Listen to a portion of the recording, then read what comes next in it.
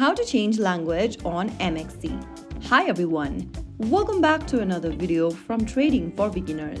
Today I'm going to be guiding you through how you can easily switch to a different language of your preference on MEXC application.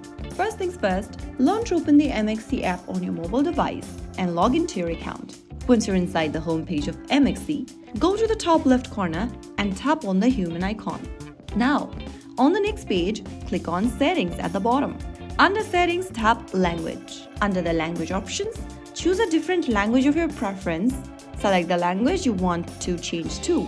And then, right after you do that, you will be able to change your language setting. Your changes will take effect immediately, and your MEXC application displays in the language you selected.